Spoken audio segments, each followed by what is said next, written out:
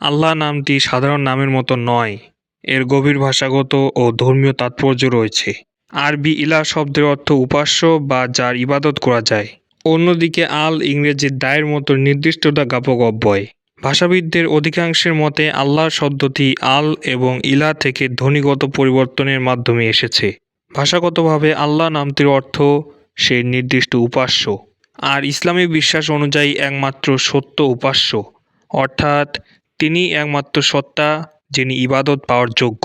পৃথিবীর অধিকাংশ ভাষায় সৃষ্টিকর্তা বোঝাতে যে নামগুলো ব্যবহার করা হয় সেগুলো বহু বচন করা যায়, যেমন গড থেকে গডস, দেবতা থেকে দেবগণ, কিন্তু আল্লাহ নামের কোনো বহুবচন নেই। লিঙ্গের দিক থেকেও আল্লাহ নামটি অনন্য।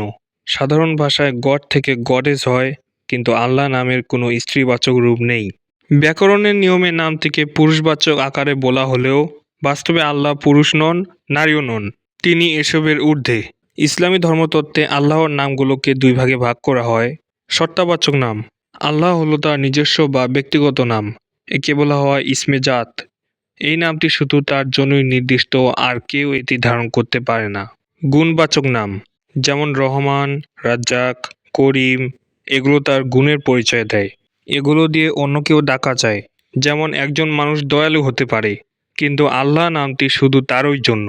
পার্থক্য বুঝতে চাইলে একজন মানুষ ডাক্তার হতে পারে, শিক্ষক হতে পারে, এগুলো তার গুণ বা পদবি, কিন্তু তার একটি ব্যক্তিগত নাম থাকে যা দিয়ে তাকে চেনা যায়।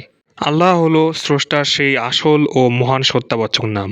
গড বা ঈশ্বর শব্দটি বিভিন্ন ভাষা ও সংস্কৃতিতে স্রষ্টা বা সর্বোচ্চ শক্তিকে বোঝাতে ব্যবহৃত হয়, তবে অনেক সময় এটি রূপক অর্থেও ব্যবহার করা হয়, যেমন ক্রিকেট ইজ হিজ গড বা মানুষই ঈশ্বর ধরনের অভিব্যক্তিতে।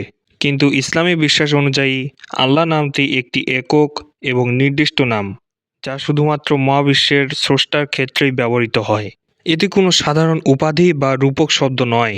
ইসলামী আকিদা অনুযায়ী আল্লাহ এমন এক সত্তা যার কোনো শুরু নেই, যার কোনো শেষ নেই, এবং তিনি স্বয়ংসম্পূর্ণ। তিনি কারো মুখাপেক্ষী নন, বরং সমগ্র সৃষ্টি তারই উপর নির্ভরশীল। আল্লাহ তার পরিচয় সবচেয়ে সুন্দরভাবে বর্ণনা করেছেন সূরা ইখলাসে। এই 4টি আয়াতে তার একত্ব ও মহান সত্তার পূর্ণ ব্যাখ্যা পাওয়া যায়। বিসমিল্লাহির রহমানির রহিম। কুলহু আল্লাহু আহাদ, আল্লাহুস সামাদ, লাম ইয়ালিদ ওয়ালাম ইউলাদ, ওয়ালাম ইয়াকুল লাহু কুফুয়ান আহাদ। পরম করুণাময় অসীম দয়ালু আল্লাহর নামে। বলুন, তিনিই আল্লাহ, এক ও অদ্বিতীয়। আল্লাহ অমুখাপেক্ষী, তিনি কাউকে জন্ম দেননি এবং তাকেও কেউ জন্ম দেয়নি, এবং তার সমকক্ষ বা সদৃশ্য কেউই নেই।